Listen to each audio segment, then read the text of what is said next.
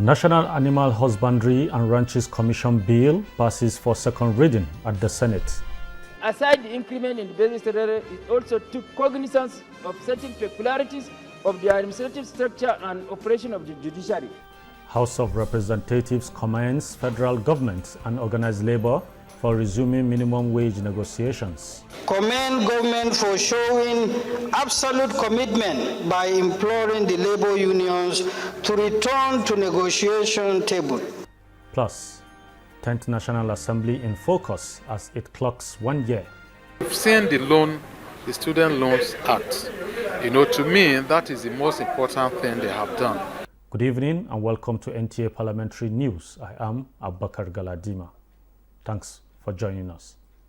Senate has given approval to President Bola Tinubu's request for 300% salary increments for judicial officers. The lawmakers also passed at second reading a bill that has provisions for the regulation and control of ranching in Nigeria. National Assembly correspondent Lami Ali has the details. The Judicial Officers' Salaries and Allowances Bill seeks to address the more than 15 years of stagnation of emoluments being paid to judicial officers.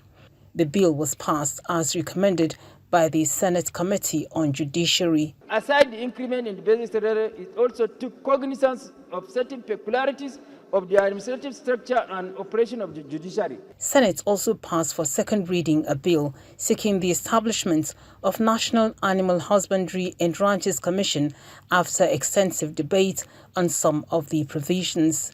The bill also proposes that ranches be established in pastoralist state of origin without forcing it upon other states or communities that do not have pastoralists as citizens. Understand that this is not in consonance with our constitution. Your bill is good, I like this bill, but this aspect should be removed. No one owns land, it's the state governments that own land. Confine them to one area it will not solve the problem. I have been part of this agitation. The ECOWAS protocol is part of the problem that we have. You can quote the constitution, but what about the ECOWAS protocol? It allows you to move anywhere with your business, it allows you to move anywhere with your cost. When we are looking at clause by clause consideration, we will know whether there is any divisive thing or anything that is contrary to the Nigerian constitution that is embedded therein. And then, of course, that will be deleted. We would like to have a bill that will be sent for assent that is Nigerian in nature, that is holistic, that makes it possible for all to be carried along. I would not want anything that would divide the country.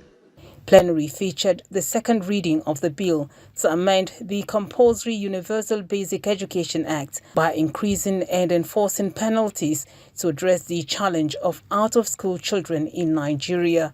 The provision, no doubt, is meant to be a deterrent for parents who would prefer to engage their children in commercial activities or child labor, domestic chores, and non-curricular activities, including apprenticeship during school hours, and unfavorable cultural practices that prevent children from attending school.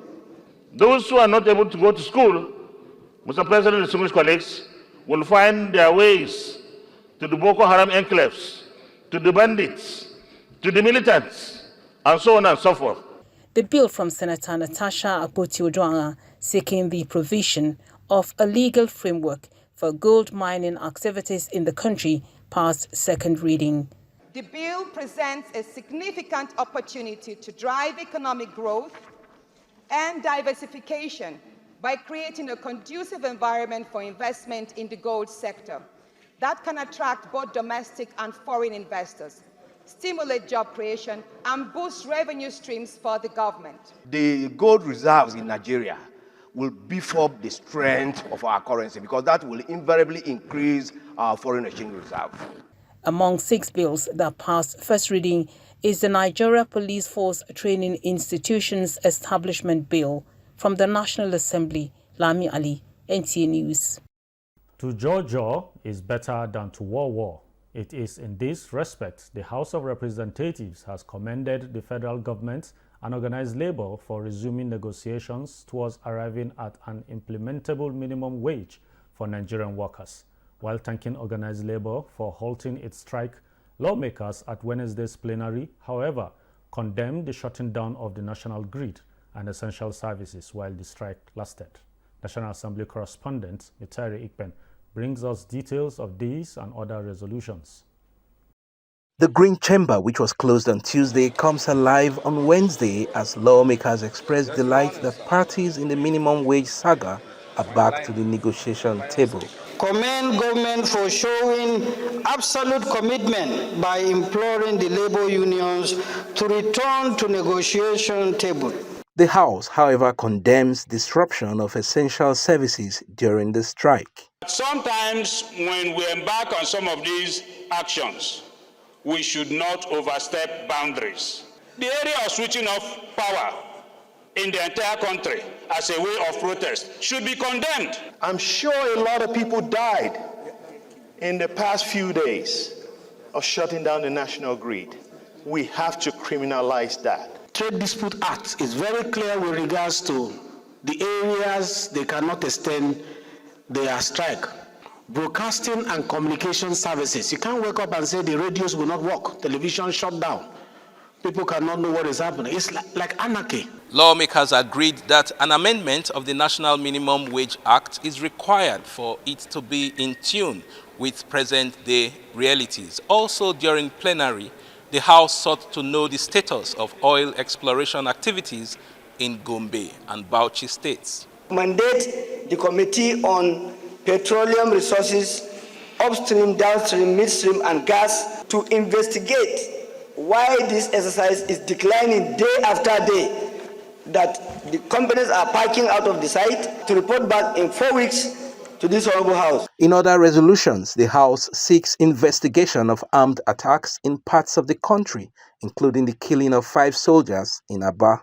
Security agencies and relevant stakeholders to develop holistic and sustainable solutions to the challenges posed by bandits.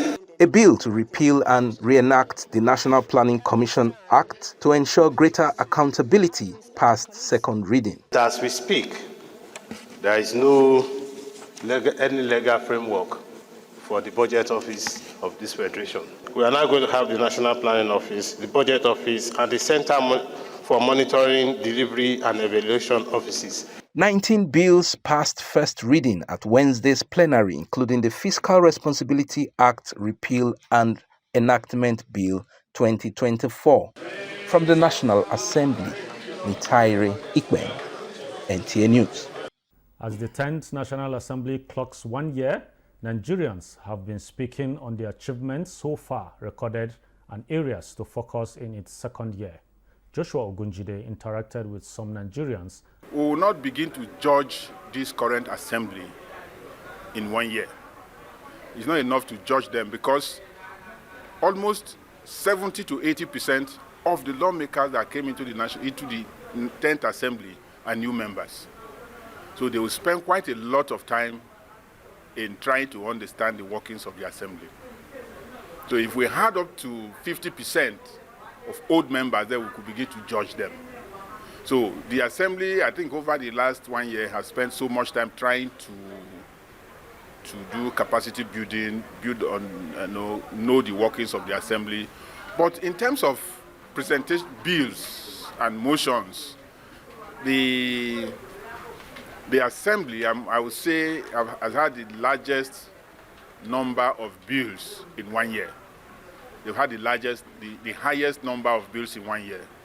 And one of the functions of the lawmaker is lawmaking. They have 3 major functions: lawmaking, oversight, and representation. Now, you see, as people in outside their constituency, we may not be able to see their representation very well until you go to the constituencies before you see the level of representation that they've done. But in terms of lawmaking, yes, you see them on the floor. You see the number of bills they have presented. You see the number of motions they have presented, and it's been quite large in the last 1 year. They have a lot of work to do. Participation at plenaries, you have very few lawmakers. When critical legislations are supposed to be collectively looked at to avoid loopholes, to avoid issues. You will not see them until maybe when the law is passed and later on issues are being picked out by maybe CSOs and all of that. That's when some of the lawmakers begin to say, how come we didn't see this? So it's very important. Attendance at legislative functions, if you ask me, especially at plenaries, is very, very low compared to other assemblies we've had.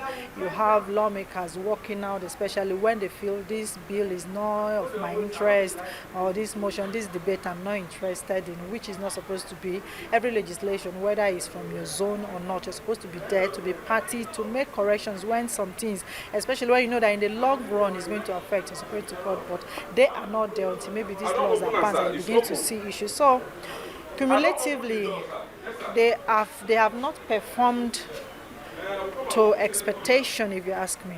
Personally, I expected more from the 10th Assembly, maybe building on what 9th Assembly did. We've seen the Student Loans Act. To me, that is the most important thing they have done. Trying to ensure that indigent students are also able to access education. So to me, that's the most critical thing they have done, in this assembly with other bills. Begin to see issues. So cumulatively, they have not performed to expectation, if you ask me. Personally, I expected more from the legislature have done very, very well, tremendously, but only that most time they are the most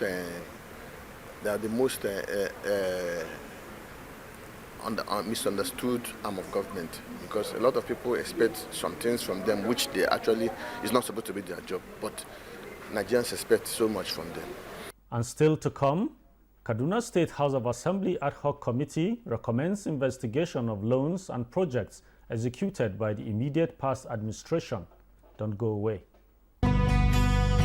Are you looking for a short channel to make your business, goods and services go viral? Look no further, as NTA Parliament is your short channel. Take advantage of our wider reach and advertise your products and services on NTA Parliament DSTV channel 370, GoTV channel 126, StarTimes channel 306, and Free TV channel 706. For more inquiries, contact the Marketing Department, NTA Parliament, NTA Headquarters Area 11 Garki Abuja, or call these numbers 080-383-40464 or 080-770-78055. NTA Parliament, strengthening Nigeria's democracy.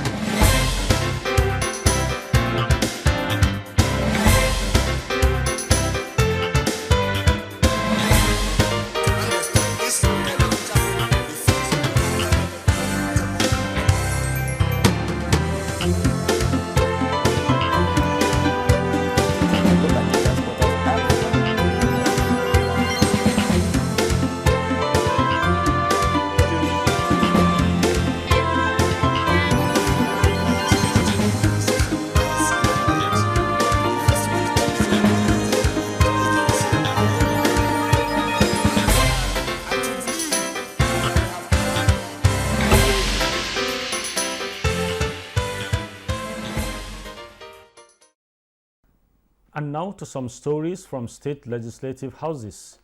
And from Kaduna comes a report that an ad hoc committee of inquiry set up by the Kaduna State House of Assembly to look into loans acquired and projects executed by the state government from May 29, 2015 to May 29, 2023 has recommended that the former governor, Nasir El-Rufai, and others involved in the alleged financial misappropriation should be investigated. Muhammad Umar Ajingi reports. While presenting the report during plenary, the chairman of the ad hoc committee, Magaji Harry Danjuma, highlighted that due process were not followed in securing some of the loans, and the loans were not used for the purpose they were obtained for during the El-Rufai's administration. The chief advisor, councillor, to the Governor of Kaduna State from May 29, 2015 to May 29, 2023, abused the trust bestowed on him and used the opportunity to introduce dubious companies to which he secured the award of several contracts at outrageous amount, and which contracts were abandoned after payments of substantial contractual sums. Speaker of the Kaduna State House of Assembly Yusuf Liman Ahiru says a total of over 400 billion naira was allegedly siphoned by the El-Rufai's administration, leaving the state with huge liabilities. When His Excellency Malam Nasir Ahmed El-Rufai took over governance of Kaduna State, mopped up cash in the state paid into the TSA amounting to 34 billion naira. The committee, however, recommended for the investigation and prosecution of the former Kaduna State Governor Nasir Ahmed El-Rufai and some members of his cabinet indicted by the report of the ad hoc committee for alleged abuse of office through the award of contracts without due process, diversion of public funds, as well as plugging Kaduna State into heavy debts. In Kaduna, I am Muhammad Murajingi, NTA News. Meanwhile, the media advisor to the former governor of Kaduna State, Muyiwa Adeleke, in a press release says his principal is aware of the news going round in the State House of Assembly, adopting the report of an ad hoc committee which recommended the reprobe of El-Rufai's administration. The release says the former governor has not been availed of the copy of the report for him to respond, noting that the administration is proud of the legacies left in Kaduna. It further stated that Malam El-Rufai served Kaduna State with integrity and to the best of his capacity, complying with all extent of the law, and therefore called on Kaduna people to disregard the news which he described it as politically motivated. And from Makurdi, the Benue State House of Assembly has resolved to extend the tenure of local government caretaker chairman by 6 months. This followed a correspondence sent to the House by the Governor, Hyacinth Alia, requesting for the extension. Assembly correspondent Grace Anyelewa Ichekwa reports that the Governor, in his correspondence to the Assembly, says the budget submitted to the state government by the State Independent Electoral Commission, BISEC, necessitated the call for the extension of tenure of the caretaker committee chairman. The tenure of the caretaker committee chairman expired midnight Tuesday, 3rd June 2024. The National Orientation Agency is urging the public to pay attention to the correct lyrics, wordings, and other unique features of the old national anthem, which has been signed into law by President Bola Tinubu, to become the new national anthem. Presenting the correct version of the new national anthem to newsmen in Abuja, the Director General of the National Orientation Agency, Lanre Isa Alnilu, says National Orientation Agency will call for entries for the production of an authentic melody, taking into cognizance the indigenous instrumentation of the Nigerian people. We call the attention of Nigerians to the line 3 of the first stanza, which reads, "Though tribes and tongues may differ." Please note that the words tribes and tongues are in plural. We want you also to note that line 5 of the first stanza reads, "Nigerians all are proud to serve." The word "are" and not "and" is the correct version. He says that National Orientation Agency will follow the official procedure to secure an approval for the adoption of the new national prayer, while the national pledge remains valid and operational. He also expressed commitment by the agency to partner stakeholders to ensure citizens buy in on the new national anthem and sing it reflectively with the sense of pride. Nigeria is pushing for the establishment of an ECOWAS agency for disability affairs to fast-track implementation of programs targeted at the physically challenged people in the sub-region. The country canvassed this position at the median meeting of ministers in charge of disability inclusion held in Abuja. Kelvin Obanue reports. Nigeria ratified the UN Convention on Disabilities in 2007. It followed it through with the creation of a National Commission for Persons with Disabilities to cater for the needs of over 35 million physically challenged persons in the country. With this pace-setting position, the Nigerian model is now being replicated in ECOWAS member states, but an agency at the regional level will give impetus to ECOWAS quest to create a more inclusive sub-region, and this meeting to validate an action plan is in pursuit of that objective. Disability inclusion remains a critical issue in the region, with millions of individuals experiencing barriers to empowerment initiatives and social protection, among others. Permit me to use this occasion to advocate for people with disabilities to be gainfully employed within the ECOWAS Commission as part of the Commission's effort to prioritize inclusion. We are here in order to show them how Nigerians are committed in disability inclusive. And after this regional meeting, we are going to implement this strategy. Mr. President has mandated my office to make sure that I implement this regional action plan. ECOWAS recently commenced the implementation of a pilot disability agenda in 2 member states. With an action plan emanating from this meeting, the ECOWAS Commission is expected to roll out the agenda in the remaining countries by the end of this year. In Abuja, Kelvin Ewonwaye, NTA News. That's it on Parliamentary News this evening, but you can still watch our news and other programs on social media handles scrolling on your screen. Thank you for watching. I am Abubakar Galadima.